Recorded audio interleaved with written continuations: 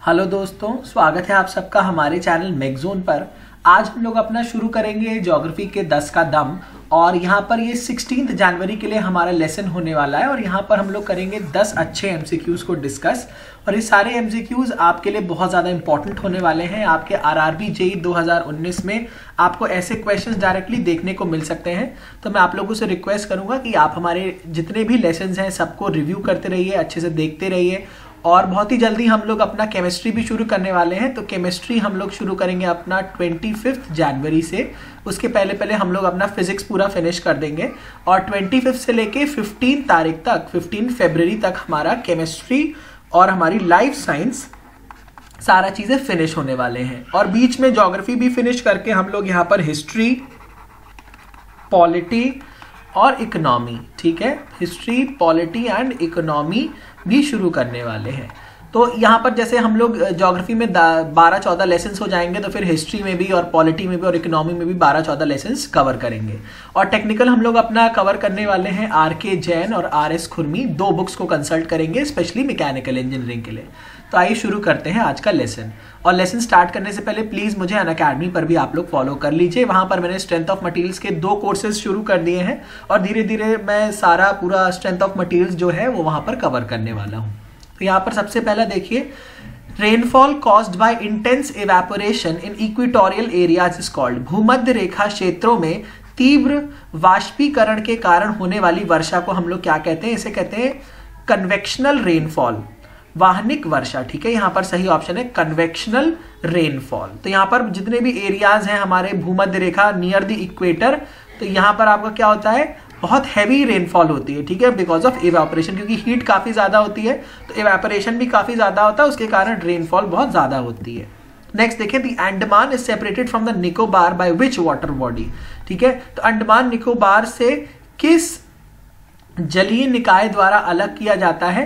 तो यहाँ पर हमारा सही ऑप्शन है 10 चैनल, 10 डिग्री चैनल से ये सेपरेटेड है यहाँ पर। ठीक है, तो सही ऑप्शन है 10 degree channel. Alright, so this is the correct option.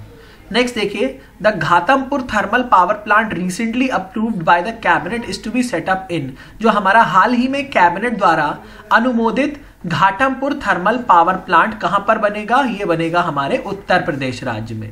ठीक है, तो यहां से सही ऑप्शन है Uttar Pradesh. The layer where the decrease in temperature with increasing altitude is totally absent। मतलब वह परत, ये हमारी एटमॉस्फेयर की वो परत है जहां बढ़ती ऊंचाई के साथ तापमान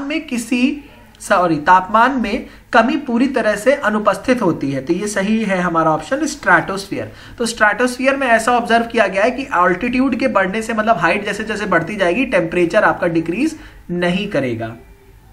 ठीक है, नेक्स्ट देखिए, व्हाट इज दक्षिण गंगोत्री। तो दक्षिण गंगोत्री क्या है? दक्षिण गंगोत्री क्या है? Unmanned station located in Antarctica.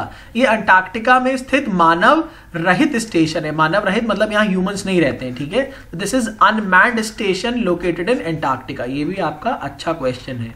ठीक है, दक्षिण गंगोत्री। नेक्स्ट क्वेश्चन देखिए दोस्तों, यहाँ पर The Narmada Water Dispute Tribunal was constituted to resolve the water sharing between। अब यहाँ पर निम्नलिखित में से किसके मध्य पानी के साझाकरण को हल करने के लिए नर्मदा जल विवाद ट्राइब्यूनल का गठन किया गया था? तो यहाँ थे गुजरात, महाराष्ट्र, राजस्थान और मध्य प्रदेश। ये 4 राज्य ऐसे हैं जिनमें नर्मदा वाटर के डिस्ट्रीब्यूशन को लेकर डिस्प्यूट था और उसको रिजॉल्व करने के लिए एक गठन किया गया। ठीक है, तो यहां पर सही ऑप्शन होगा गुजरात, महाराष्ट्र, राजस्थान, मध्य प्रदेश। नेक्स्ट देखिए, the beach sands of Kerala are rich in. अब जो हमारी केरला की जो सैंड्स है, केरला के समुद्र तट रेट में सबसे ज्यादा क्या चीज पाई जाती है? थोरियम। ठीक है, यहां पर सही ऑप्शन है हमारा थोरियम। नेक्स्ट देखिए, the largest irrigation canal in India is. Bharat का सबसे बड़ा सिंचाई नहर कौन सा है? ये हमारी इंदिरा गांधी कैनाल। ठीक है, यहां से सही ऑप्शन हो जाएगा हमारा इंदिरा गांधी नहर। अगला देखिए, a landscape which is caused due to the fissure मतलब टूटना in the earth along which one side has moved down with reference to the other side. एक परिदृश्य जो पृथ्वी में फिशर के कारण होता है, जिसमें एक पक्ष दूसरे के संदर्भ में नीचे चला जाता है। तो इसका सही आंसर है हमारा रिफ्ट वैली। रिफ्ट मतलब होता है टूट जाना, बीच में दरार आ जाना। ठीक है। नेक्स्ट देखिए, which of the following is the most important raw material for the generation of power in India. Bharat में बिजली उत्पादन के लिए निम्नलिखित में से कौन सी सबसे महत्वपूर्ण कच्ची सामग्री है? तो ये हमारा कोल, क्योंकि कोल बहुत वाइडली यूज होता है और ये कोल आपका कैसा है, ये आपका नॉन कन्वेंशनल सोर्सेज है, non conventional sources of energy में आता है। It is non conventional sources of energy में ये चीज आती है। और कोल बहुत टाइम बाद जनरेट होता है हमारे नेचर में, और ये एक बार खत्म हो गया तो कोल को जब आप बर्न कर देंगे तो ये बना देता है, हीट एनर्जी बनाएगा, आपकी लाइट एनर्जी बनाएगा और कई सारा बनाएगा रेसिड्यू, ठीक है। ये रेसिड्यू भी जनरेट करता है। ये आपका क्या एक तरीके का पॉल्यूटेंट है, सॉलिड पॉल्यूटेंट, ठीक है। ये हो गया आपका सॉलिड पॉल्यूटेंट। सूट भी बचता है कुछ, इसमें से काफी पॉल्यूटेंट निकलते हैं। तो ये पूरा एक हमारा केमिस्ट्री में टॉपिक है, एनवायरमेंटल केमिस्ट्री, वो हमें पढ़ना है, वो भी हम लोग यहाँ पर कवर करेंगे, ठीक है। तो यहाँ से सही ऑप्शन है हमारा कोल या फिर कोयला। तो इसी के साथ दोस्तों हमारा ये वाला लेसन फिनिश होता है। आई होप कि आपको हमारे लेसन्स अच्छे लग रहे होंगे। तो इसको डाउनलोड करने के लिए आपको हमारे टेलीग्राम ग्रुप को ज्वाइन करना पड़ेगा। आप हमारे टेलीग्राम ग्रुप को ज्वाइन कर लीजिए, और उसी के साथ साथ आप हमारे चैनल को जितना मैक्सिमम शेयर कर सकते हैं अपने दोस्तों के साथ शेयर जरूर करिए, क्योंकि यहाँ पर जितना भी हम मटेरियल दे रहे हैं बहुत क्वालिटी मटेरियल है, बहुत कम लेक्चर्स इसलिए हम लोग अपलोड करते हैं ताकि आप लोग मैक्सिमम जो कंटेंट पढ़े बहुत क्वालिटी का पढ़े।